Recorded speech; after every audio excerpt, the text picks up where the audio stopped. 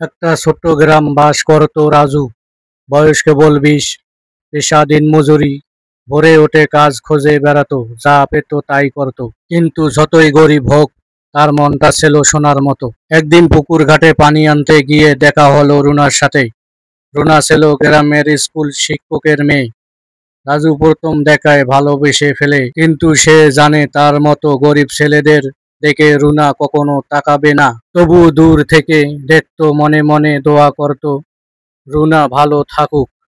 কোনোদিন সাহস করে কিছু বলেনি। একদিন রুনার বাবা অসুস্থ হয়ে পড়েন। গ্রামের কেউ সাহায্য করতে এসে না, কিন্তু রাজু নিজের মজুরির টাকা দিয়ে ছুটে যায় ওষুধ কিনতে। দিন রাত সেবা করে, ততক্ষণ রুনার চোখ খুলে যায়। সে দেখে গরিব রাজুর মাঝে লুকিয়ে আছে অপূর্ণ ভালোবাসা। রুনা বাবার অনুমতি নিয়ে একদিন বলে, তোমার ঘর না থাকলে হৃদয় আছে। তুমি না পারো উপহার দিতে, তবুও দিচ্ছ সব।